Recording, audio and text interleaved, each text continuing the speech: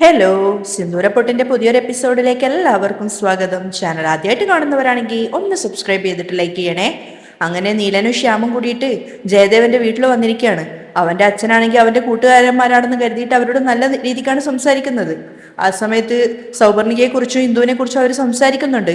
അപ്പോൾ വിചാരിക്കുന്നത് അവർക്കും അറിയാം ഇവരെ പറ്റിയിട്ട്, അതുകൊണ്ട് പോലീസ് സ്റ്റേഷനിലേക്ക് വന്ന് നിങ്ങളും കൂടെ പറഞ്ഞു കഴിഞ്ഞാൽ അവർക്ക് നമുക്ക് തൂക്കുകയറ് തന്നെ വാങ്ങിച്ചു കൊടുക്കാന്നൊക്കെ ജയദേവന്റെ അച്ഛൻ പറയാണ്. അപ്പോഴാണ് നീലം പറയുന്നത്, സർ, ശ്യാമിനെ കാണിച്ചുകൊണ്ട് പറയാണ്, ഇത് ആ സൗപർണികയുടെ ഭർത്താവും ഇന്ദു എൻ്റെ ഭാര്യയുമാണ്. അത് കേട്ടപ്പോൾ തന്നെ അയാളും ജയദേവന്റെ അമ്മയൊക്കെ ആകെ ഷോക്കായി. അവിടെ കൂടി നിന്നവരെല്ലാവരും ഞെട്ടി. അപ്പൊ അയാൾ ദേഷ്യത്തോട് ചോദിക്കുന്നുണ്ട്, നിങ്ങൾ എന്തിനാ ഇങ്ങോട്ടേക്ക് വന്നത്? നിങ്ങളോട് ആരെ ഇങ്ങോട്ടേക്ക് വരാൻ പറഞ്ഞത്? സർ സർ സർ സർ ദയവ് ചെയ്ത് ഞങ്ങൾ പറയുന്ന ഒന്ന് കേൾക്ക്. പക്ഷെ അതൊന്നും കേൾക്കാൻ കൂട്ടാക്കാതെ അയാൾ രണ്ടുപേരെയും പിടിച്ച് പുറത്തേക്ക് തള്ളുവാണ്. എല്ലാവരും ചേർന്ന് അവരെ വീടിന് പുറത്തേക്ക് തള്ളുവാണ്. അപ്പോ അവർ പറയുന്നുണ്ട്, ദയവ് ചെയ്ത് ഞങ്ങൾ പറയുന്നത് നിങ്ങളൊന്ന് കേൾക്ക്. അപ്പോഴേക്കും അവന്റെ അമ്മയും വന്നിട്ട് അവരും പുറത്തേക്ക് തള്ളിക്കൊണ്ട് പറയുന്നുണ്ട്, ഡാ, മനസാക്ഷി ഇല്ലാതെ നിങ്ങളുടെ ഭാര്യമാര് ചേർന്നിട്ട് എന്റെ മകനെ കൊന്നില്ലേ? ഇപ്പൊ എന്തിനാണ് ഇങ്ങോട്ടേക്ക് വന്നിരിക്കുന്നത്? ദയവ് ചെയ്ത് ഞങ്ങൾ പറയുന്നത് നിങ്ങളൊരു നിമിഷം ഒന്ന് കേൾക്ക്. ഇനി നിങ്ങൾ എന്ത് പറഞ്ഞിട്ടും ഞങ്ങൾ എന്ത് കേട്ടിട്ടും എന്താ? ഞങ്ങളുടെ മകൻ പോയില്ലേ? അവന്റെ അച്ഛൻ ദേഷ്യപ്പെടുകയാണ്. അപ്പോഴേക്കും പോലീസിനെ വിളിക്കുന്നൊക്കെ പറഞ്ഞ് അവിടെ കൂടി ഇരുന്നവരൊക്കെ പ്രശ്നം ഉണ്ടാക്കുകയാണ്. അപ്പോൾ നീലം പറയുന്നുണ്ട്, ദയവ് ചെയ്ത് ഞങ്ങൾ പറയുന്നത് നിങ്ങളൊന്ന് മനസ്സിലാക്ക്. നിങ്ങളുടെ മകൻ പോയതിന്റെ വിഷമം ഞങ്ങൾക്ക് മനസ്സിലാവുന്നുണ്ട്. പക്ഷേ നിങ്ങൾ തെറ്റൊന്നും ചെയ്യാത്ത രണ്ട് നിരപരാധികളെ പിടിച്ചിട്ടാണ് ഇപ്പോൾ അകത്തിട്ടിരിക്കുന്നത്. നിങ്ങൾ കരുതും പോലെ ജയദേവനെ അവരല്ല കൊന്നത്. മിണ്ടാതിരിക്ക്. അവര് രണ്ടുപേരും ചേർന്നിട്ടാണ് ഞങ്ങളുടെ മകനെ കൊന്നതിന്റെ എല്ലാ തെളിവും ഞങ്ങളുടെ കയ്യിലുണ്ട്. അത് ഞാനും എൻ്റെ ഭാര്യയും ഞങ്ങളുടെ കണ്ണുകൊണ്ട് കണ്ടതാണ്. എൻ്റെ മകനെ തനിച്ച് അവര് വയനാട്ടിലെ കാട്ടിലേക്ക് കൂട്ടിക്കൊണ്ടു പോയിട്ടില്ലേ? ഇതിനേക്കാളും വലിയ എന്ത് തെളിവ് ഞങ്ങൾക്ക് വേണ്ടത്? ശ്യാമും ക്ഷമയോടുകൂടി സംസാരിക്കുകയാണ്. സർ, നിങ്ങൾ പറഞ്ഞതുപോലെ തന്നെ ജയദേവൻ അങ്ങോട്ടേക്ക് വന്നതും ഇവരവനെ പോയി കണ്ട് സംസാരിച്ചതും ഒക്കെ ശരി തന്നെയാണ്. പക്ഷേ ഇവര് രണ്ടുപേരും അല്ല അവരെ കൊന്നത്. അവിടെ നടന്നത് തന്നെ വേറെയാണ്. വേറെ എന്ത് നടക്കാനാ? എന്റെ മോനെ കാട്ടിലേക്ക് കൂട്ടിക്കൊണ്ടുപോയി ആരുമില്ലാത്ത സ്ഥലത്തുനിന്ന് ഒന്ന് അവനെ കൊന്നുകളഞ്ഞു. എന്നിട്ട് ഒന്നും അറിയാത്തതുപോലെ വീട്ടിൽ പോയി ഇരിക്കുകയാണ് രണ്ടുപേരും. അങ്ങനെയുള്ള അവളുമാരെ വെറുതെ വിടാനാണോ നീയൊക്കെ പറയുന്നത്? എന്റെ മകന്റെ ജീവൻ പോയി. നിങ്ങൾക്കറിയോ, ഒരേയൊരു മകനെ ഞങ്ങൾക്ക് രണ്ടുപേർക്കും ഉണ്ടായിരുന്നത്. ഇന്ന് ഞങ്ങൾക്ക് ആർക്ക് വേണ്ടിയാണ് ഞങ്ങൾ ജീവിക്കേണ്ടത് എന്ന് പോലും ഞങ്ങൾക്ക് അറിയില്ല. ഞങ്ങളുടെ മകനെ ഞങ്ങളിൽ നിന്നും വിട്ടുപോയി. അവനെ ദൈവം കൂട്ടിക്കൊണ്ടുപോയതല്ല, നിങ്ങളുടെ രണ്ടുപേരുടെയും ഭാര്യമാര് ചേർന്ന് കൊന്നുകളഞ്ഞതാണ്. ഒറ്റ മകനെ ദൈവത്തിന് വിട്ടുകൊടുത്തിട്ട് ഇപ്പോ ഞങ്ങൾ അനുഭവിക്കുന്ന വേദന ഞങ്ങൾക്ക് രണ്ടുപേർക്കും മാത്രമേ അറിയൂ. അത് പറഞ്ഞതും അയാൾ കരഞ്ഞു പോവാണ്. പക്ഷെ പെട്ടെന്ന് തന്നെ ദേഷ്യത്തോടെ അയാൾ പറയുന്നുണ്ട്, പക്ഷെ എന്റെ മോനെ കൊന്നവര് നിയമപ്രകാരമുള്ള എല്ലാ ശിക്ഷയും അനുഭവിക്കുക തന്നെ വേണം. എങ്കിലേ എന്റെ മകന്റെ ആത്മാവിന് ശാന്തി ലഭിക്കുള്ളൂ. സാർ, നിങ്ങൾ പറയുന്നതൊക്കെ ശരി തന്നെയാണ്. തെറ്റ് ചെയ്തവര് ശിക്ഷ അനുഭവിക്കുക തന്നെ വേണം. പക്ഷെ നിങ്ങൾ കരുതുന്നത് പോലെ ഇവര് രണ്ടുപേരും അല്ല ആ തെറ്റ് ചെയ്തത്. ഇവരല്ലേ ചെയ്തത്? പിന്നെ എന്റെ മകൻ ആത്മഹത്യ ചെയ്തതെന്നാണോ നിങ്ങൾ പറഞ്ഞു വരുന്നത്? അങ്ങനെയല്ല അമ്മ. ഇങ്ങനെ നിങ്ങൾക്ക് പോലും നിരക്കാതെ എങ്ങനെ ഇത്ര കൃത്യമായിട്ട് കള്ളം പറയാൻ നിങ്ങളെ കൊണ്ട് പറ്റുന്നത്? അതും പറഞ്ഞിട്ട് ആ സ്ത്രീ കരയാണ്. അമ്മ, ദയവ് ചെയ്ത് ഞാൻ പറയുന്നത് നിങ്ങളൊന്ന് കേൾക്കമ്മ. ശ്യാം അവർക്ക് മുമ്പിൽ കൈകൂപ്പിക്കൊണ്ട് പറയാണ്, ഇങ്ങോട്ട് നോക്ക്. എന്താണെങ്കിലും നിങ്ങൾ രണ്ടുപേരും പോലീസ് സ്റ്റേഷനിൽ പോയിട്ട് പറഞ്ഞാൽ മതി. അതെല്ലാം മരിച്ച വീടാണെന്ന് പോലും നോക്കാതെ ഇവിടെ പ്രശ്നം ഉണ്ടാക്കാനാണ് നിങ്ങൾ വിചാരിക്കുന്നതെങ്കിൽ ഞാൻ പിന്നീട് പോലീസിനെ വിളിച്ച് രണ്ടുപേരെയും അറസ്റ്റ് ചെയ്യാൻ പറയും. അതുകൊണ്ട് മര്യാദയ്ക്ക് രണ്ടുപേരും ഇവിടെ നിന്ന് ഇറങ്ങിപ്പോയിക്കോ എന്ന് പറഞ്ഞിട്ട് അയാൾ രണ്ടുപേരെയും പിടിച്ച് വീടിന്റെ വെളിയിലേക്ക് തള്ളുവാണ്. എന്നിട്ട് ആ വീട്ടിലുള്ള എല്ലാവരോടും അകത്തേക്ക് കയറി പോവാൻ പറയാണ്. അപ്പോ നീലൻ സങ്കടത്തോടെ പറയുന്നുണ്ട്, ഇതെന്താ ശ്യാം, നമ്മൾ പറയുന്നത് പോലെ അവരൊന്നും കേൾക്കാൻ കൂട്ടാക്കുന്നില്ലല്ലോ. എങ്ങനെ കാര്യങ്ങൾ പറഞ്ഞു മനസ്സിലാക്കി കൊടുത്ത് കേസ് കോടതിയിലെത്താതെ ഇന്ദുവിനെയും സൗപർണികയെയും രക്ഷിക്കും? ഇവർക്കാണെങ്കിൽ നമ്മൾ പറയുന്ന ഒന്നും മനസ്സിലാക്കാൻ പോലും ഇവർ തയ്യാറല്ല. കേസ് കോടതിയിൽ എത്തിക്കഴിഞ്ഞാൽ പിന്നീട് കൂടുതൽ വഷളാവുകയേ ഉള്ളൂ. അപ്പോഴേക്കും അകത്തു നിന്ന് വേറൊരു പയ്യൻ വന്നിട്ട് പറയുന്നുണ്ട്, ഡാ, എന്തുമാത്രം ധൈര്യം ഉണ്ടായിട്ടാ കൊലപാതകവും ചെയ്തിട്ട് ഇവിടെ വന്നിട്ട് പഞ്ചായത്ത് കൂടാൻ വന്നിരിക്കുന്നത്? ഇവിടുന്ന് മര്യാദയ്ക്ക് പൊയ്ക്കോ, അല്ലെങ്കിൽ പ്രശ്നം വഷളാവും. അപ്പോ ശ്യാം അവനോട് പറയാണ്, സഹോദരാ, ദേഷ്യപ്പെടാതെ ദയവ് ചെയ്ത് ഞങ്ങൾ പറയുന്നത് നിങ്ങളൊന്ന് കേൾക്ക്. നിങ്ങൾ കരുതുന്നത് പോലെ ഇന്ദുവും സൗപർണികയും ചേർന്നിട്ടല്ല ജയദേവനെ കൊന്നത്. അവിടെ സംഭവിച്ചത് വേറെ കാര്യങ്ങളാണ്. നീലനും പറയാണ്, അതെ ബ്രദർ, ജയദേവൻ അവിടെ വന്നതും സംസാരിച്ചതും പ്രശ്നം ഉണ്ടായതും ഒക്കെ സത്യം തന്നെയാണ്. പക്ഷേ നിങ്ങൾ കരുതും പോലെ അവൻ അവിടെ വെച്ചിട്ടല്ല മരിച്ചത്. അവൻ അവിടെ നിന്ന് ജീവനോടെ പോയതാണ്. അത് ഞാൻ എന്റെ കണ്ണുകൊണ്ട് നേരിട്ട് കണ്ടതാണ്. ദയവ് ചെയ്ത് ഞാൻ പറയുന്നത് നിങ്ങളൊന്ന് മനസ്സിലാക്കണം. സൗപർണിക പാവമുണ്ട്. അല്ലെങ്കിൽ തന്നെ എത്രയോ പ്രാവശ്യമായിട്ട് അവൻ കാരണം അവൾ ഒരുപാട് ബുദ്ധിമുട്ടിയിട്ടുള്ളതാണ്. സത്യമായിട്ടും അവരൊന്നും ചെയ്തിട്ടില്ല. ബ്രോ, പ്ലീസ് പ്ലീസ് വിശ്വസിക്ക്. അപ്പോഴേക്കും അവന്റെ മറ്റു കൂട്ടുകാരും കൂടി അകത്തു നിന്ന് ഇറങ്ങി വന്നിട്ട് ഈ പയ്യനെ വിളിച്ചുകൊണ്ട് പോവാണ്. അപ്പോഴേക്കും അകത്തേക്ക് കൂട്ടിക്കൊണ്ടുപോയ പയ്യന്മാര് ഈ ചെക്കനോട് പറഞ്ഞു കൊടുക്കുകയാണ്, അവര് പറയുന്നത് ശരി തന്നെ ആവാനാണ് ചാൻസ്. ആ പെണ്ണിന്റെ മേൽ തെറ്റൊന്നും ഉണ്ടാവാൻ ചാൻസ് ഇല്ല. ആ പെണ്ണിനെ ഇവൻ തട്ടിക്കൊണ്ടുപോയിട്ട് എന്തൊക്കെ ചെയ്തതാണെന്ന് നിങ്ങൾക്ക് എല്ലാവർക്കും അറിയാവുന്നതല്ലേ. ആ പെണ്ണ് പാവമുണ്ടടാളിയാ. ഇവന്റെ അടുക്കൽ നിന്ന് രക്ഷപ്പെട്ടു പോയതിനു ശേഷവും അവളെ പലവട്ടം ഭീഷണിപ്പെടുത്തി ഇവൻ കാശൊക്കെ വാങ്ങിയിട്ടുണ്ട്. ഇതൊക്കെ നീലനും ശ്യാമും പുറത്തു നിന്ന് കേൾക്കുന്നുണ്ടായിരുന്നു. അന്ന് വയനാട്ടിലേക്ക് അവൻ പോയപ്പോ പോലും പണം കിട്ടുമെന്നുള്ള പ്രതീക്ഷയിൽ തന്നെയാണ് അവൻ പോയത്. പക്ഷേ പണം കിട്ടിയിട്ടില്ല. പിന്നീട് അവൻ എന്നെ വിളിച്ചിട്ട് പണം കിട്ടിയിട്ടില്ല എന്നും നമ്മുടെ കടങ്ങൾ വീട്ടാൻ വേണ്ടി മറ്റെന്തെങ്കിലും വഴി കണ്ടെത്തണം എന്നൊക്കെ എന്നെ ഫോൺ ചെയ്ത് പറഞ്ഞിട്ടുണ്ടായിരുന്നു. അങ്ങനെയുള്ളപ്പോ അവരെങ്ങനെ അവനെ കൊന്നു എന്ന് പറയാനാവും? അതിനുശേഷമല്ലേ അവൻ എന്നെ ഫോൺ ചെയ്തത്. അപ്പൊ അവര് തന്നെ പരസ്പരം ഇങ്ങനെ സംസാരിച്ചുകൊണ്ടേ ഇരിക്കുകയാണ്. എടാ, ഒരുപക്ഷെ ഇവര് പറയുന്നത് സത്യമായിരിക്കും. ഇവൻ കാരണം അല്ലെങ്കിൽ തന്നെ ആ പെണ്ണ് ഒരുപാട് ബുദ്ധിമുട്ടുകൾ അനുഭവിച്ചതാ. ഇനി ആ പെണ്ണല്ല കൊന്നതെങ്കിൽ ശരിക്കും പറഞ്ഞാൽ ഇനിയും ആ പെണ്ണിന്റെ ജീവിതം തകർന്നുകൊണ്ടേ ഇരിക്കുകയാണ്. നമ്മളിപ്പോ വെറുതെ ദേഷ്യപ്പെട്ട് ആ പെണ്ണിന്റെ ജീവിതമാണ് നശിപ്പിക്കുന്നത്. അപ്പോഴേക്കും നീലൻ അകത്തേക്ക് കയറി വന്നിട്ട് മറ്റേ ആ പയ്യനോട് സംസാരിക്കുകയാണ്. ബ്രോ, നിങ്ങളിപ്പോ എന്താ പറഞ്ഞത്? അവന് കടമുണ്ടെന്നോ? ആ അതെ, അവന് ഒരു ബിസിനസ് ചെയ്യണം എന്ന് പറഞ്ഞിട്ട് അവനൊരു പലിശക്കാരന്റെ കയ്യിൽ നിന്നും 5 ലക്ഷം രൂപ വാങ്ങിച്ചിട്ടുണ്ടായിരുന്നു. അത് കേട്ടപ്പോ നീലനും ശ്യാമും പരസ്പരം നോക്കുകയാണ്.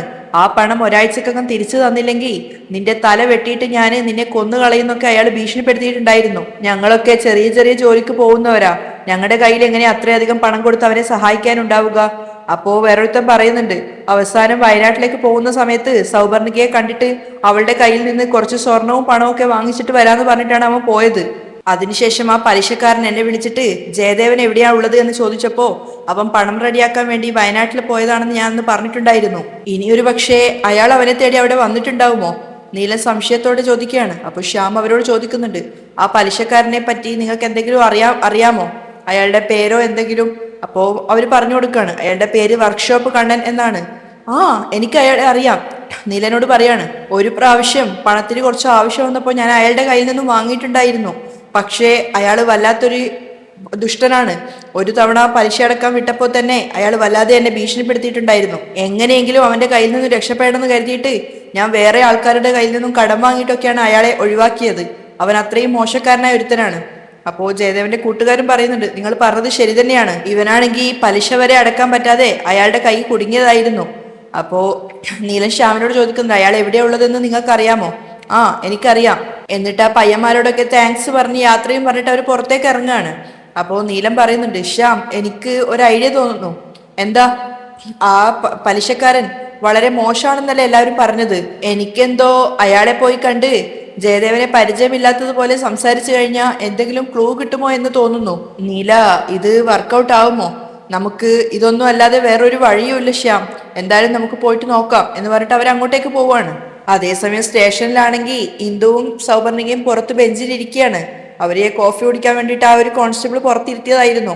അപ്പോഴാണ് മറ്റേ പോലീസുകാരൻ വരുന്നത്. അയാളാണെങ്കിൽ ഇവരോട് എന്തോ ദേഷ്യമുള്ളത് പോലെയാണ് പെരുമാറുന്നത്. വന്നപ്പോൾ തന്നെ ആ ലേഡി കോൺസ്റ്റബിളോട് ചോദിക്കുന്നുണ്ട്, ഇവരെ രണ്ടുപേരെ എന്തിനീ കാറ്റ് കൊള്ളാൻ വേണ്ടി പുറത്തിറക്കിയിരിക്കുന്നത്? ഇവര് പരാതി തരാൻ വേണ്ടി വന്നവരല്ല.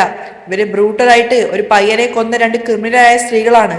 നിങ്ങളുടെ ശ്രദ്ധയില്ലായ്മ കാരണം അവര് രണ്ടുപേരും ഇവിടുന്ന് രക്ഷപ്പെട്ടു പോയി കഴിഞ്ഞാൽ പിന്നെ പ്രധാനപ്പെട്ട ആൾക്കാരോടൊക്കെ നിങ്ങളായിരിക്കും മറുപടി പറയുക.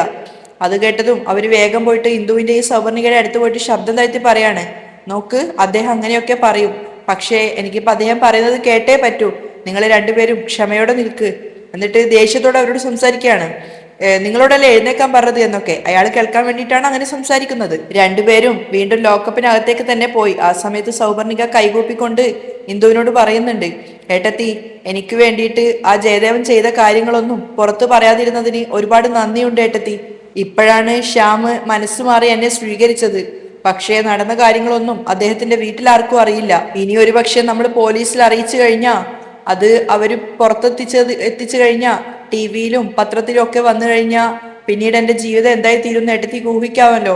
അതുകൊണ്ടാണ് ഞാൻ പറയരുത് എന്ന് പറഞ്ഞത്. അത് കേട്ടപ്പോ ഇന്ദുവിനും വല്ലാത്ത വിഷമം തോന്നുന്നുണ്ടായിരുന്നു.